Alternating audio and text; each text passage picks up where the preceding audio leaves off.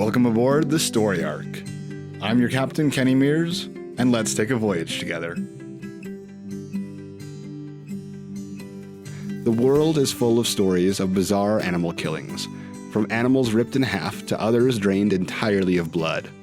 These unusual deaths lead to all kinds of stories of what could have possibly done such a thing, from aliens to the vampiric cryptid the Chupacabra. One such story takes place in Appalachia and left people afraid and baffled. Here's friend of the show Elizabeth Gibson here to share the story of the Beast of Bladen County. Hello, my name's Elizabeth Atkinson Gibson, and I am a professional storyteller, have been for about 6 years. I love telling folk tales, personal narratives, and especially stories centered in the South, which is my native land. So, in my native South, there are 3 types of spooky tales. The first type are haint tales or ghost stories, hauntings of persons, places, or things. The second type are stories of conjure women or the witches of the South. The third type are booger tales. Those are the legends and folklore about supernatural types of beasts with unusual abilities, and they are usually pretty scary. This tale is going to be a booger tale. It takes place in my native state, North Carolina, and it's called The Beast of Bladen County. So, the southern border of Bladen County lies about 41 miles northwest of the town of Wilmington. Wilmington, which was settled during colonial times, is situated near the coast and on the banks of the Cape Fear River. The Cape Fear River gets its beginnings at the ocean and then runs in a northwesterly direction past Wilmington through New Hanover County and into the farmlands of Bladen. Along its banks and waterways are many bogs and swamps, teeming with flora and fauna of diversity that is incredible. It is a place of great beauty and danger. For instance, it's home to the water moccasin, a poisonous snake that slithers along the shoreline, often appearing like a floating reed or twig. Its venomous bite is deadly. In the middle of the 20th century, there were also alligators in some of these parts, and many wild and bobcats. Now, there are also stories and legends about a mythological creature that dwelt in these lands. The Cherokee called it the devil cat, a gigantic, inky creature, muscular, and as tall as a man when it stood on its hind legs. Its glaring, laser eyes could blind a human with just one look. Then, when the early European settlers came, they also had their own tales of a similar creature they called the wampus, or the gollywampus. They blamed it for strings of livestock deaths throughout the area whenever it was on the prowl. They also accused it of occasionally stealing children. But those are legends and folklore, and untrue, right? Our story begins on December 29th, 1953, outside of the little town of Clarkton in Bladen County. One early evening, a woman was in her kitchen cleaning up after dinner when all of a sudden she heard tremendous howling and wailing and baying of all the hunting dogs on all the properties round about, including her own. The cacophony grew so loud that she ran to the kitchen window and looked out to see what might be the matter. There on her neighbor's backyard, she saw this giant, inky black creature, muscular and almost feline in appearance, slinking its way across the backyard and slithering into the woods. She dropped what she was doing, ran to the phone, called the police, and said, "Y'all better get over here. There's something afoot in the woods." And they came and found nothing. That was the first sighting of the beast. That night, the slaughters began. First, one dog was killed on a farm in the area, and then over on the Voss's farmland.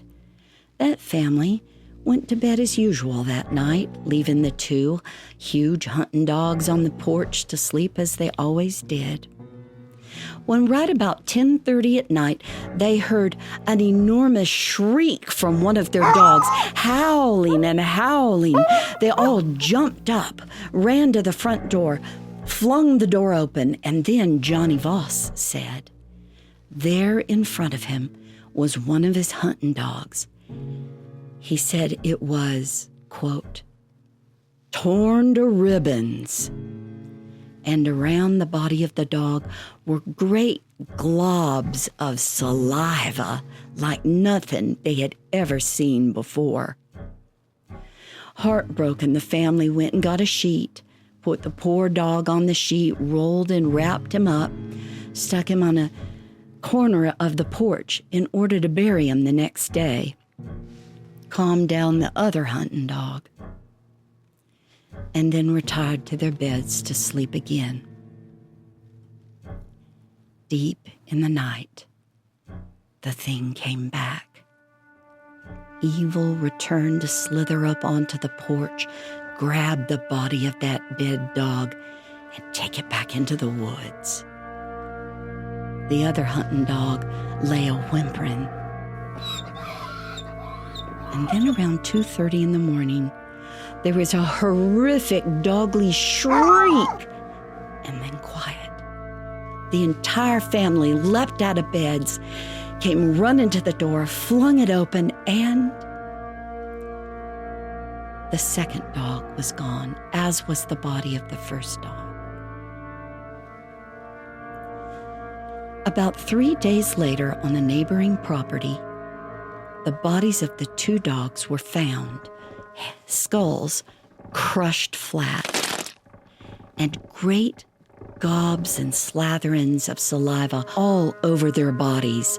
Johnny Voss said it was like some creature had carried those two dogs in its mouth.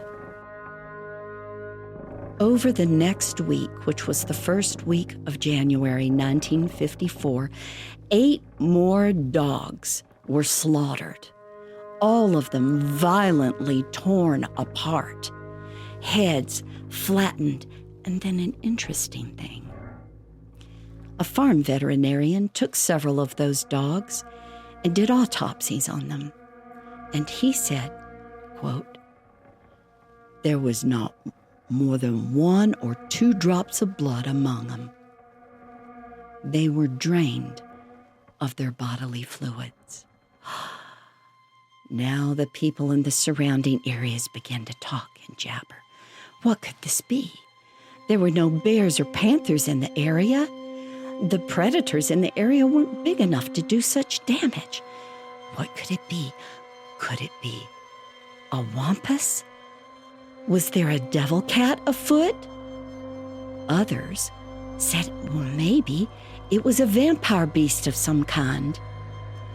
There were similar reports 2 decades before, when similar disappearances and violent animal deaths had happened in Piedmont, North Carolina. But that was all folklore, wasn't it?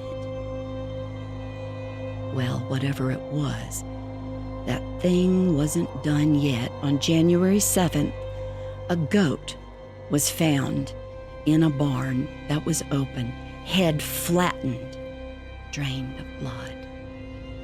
And then, worst of all, over on the Kinlaw farm on January 8th, a young woman had gone out right before dark was to fall, to get her washing off the clothesline and take it in before it froze overnight. Her back to the forest, she was busy working before dark fell, when suddenly, on the back of her neck, she felt her hair stand on end. Goosebumps began to cover her arms and her legs. She knew she was being watched. Very slowly, she began to turn her head to look over her shoulder at the wood line. And there, barely concealed by some undergrowth, was the beast. It was long as a man is tall, muscular, sleek, with feline features and glowing eyes that were boring right into her. She shrieked, grabbed the rest of her laundry, ran into the house, closed the door, locked it, and picked up the phone. She called the police and said, "Y'all better get down here. I saw it, and it was about to pounce on me." And came they did. But by the time they were there, it was gone. Now in the nighttime, people began to have reports of hearing a crazy calling in the night from the woods, and it went like this.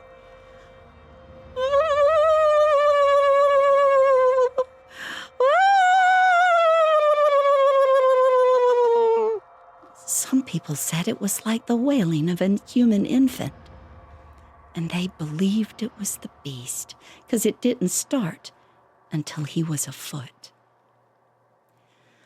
Leaders of the community there began to be extremely worried, because now it was obvious whatever it was stalking humans because of the events on the Kinlow farm.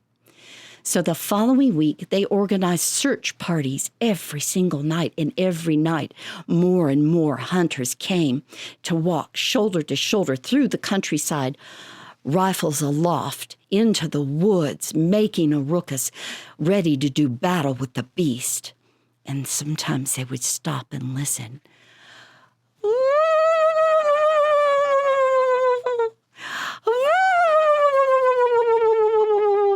And they would follow the sound into the woods. But by the time they got near the sound, it stopped, and they found nothing. Finally, towards the end of the week, local leaders were pretty exhausted from the experience. So when one hunter showed up on the Friday night, he caught himself something, was claiming it was the beast. They were ready to latch on to it. And so they made an announcement. The beast was found. And what did he catch? A bobcat. Yeah, a bobcat, all of about 2 feet long. Now, bobcats have never been known to drain the blood from their prey or leave giant gobs of saliva anywhere that they were. Nor have they the capacity to crush flat the skull of animals larger than they. As weak as the explanation was, town leadership was ready to receive it, and so they announced it. The beast was dead. They took pictures of the hunter and the speckled dead cat, and they hoped that was that. And for a time, the slaughter stopped. People began to breathe a little easier. But then, in December of 1954, over in Robeson County, which is about 16 miles as the crow flies from Bladenboro and Clarkton, one farmer got up in the morning to feed his livestock. And there, in their corral, he found 5 large hogs, skulls crushed, 3 chickens decapitated, and all covered with saliva and not a drop of blood. The people of Bladen County breathed a sigh of relief. The beast was yonder and not with them. But the people in Robeson now became terrified. But the whole thing stopped about as quickly as it had begun a year before. No more killings. Now you may wonder, was it a wampus? A devil cat? Was it a vampire beast? Or another little bobcat? Whatever it was, they don't know and won't until killings start again someday. Now, lest you think I made this whole thing up, you travel down to Bladenboro the last week of October, where they have the Beast Fest and celebrate all things monster-related. Fun for the whole family.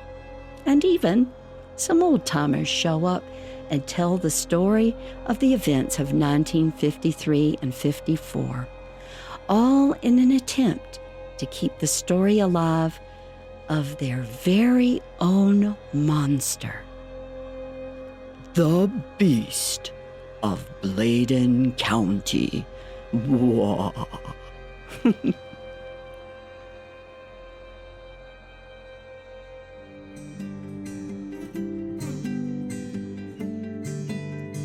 The Story Ark is a production of Food for Thought Audio.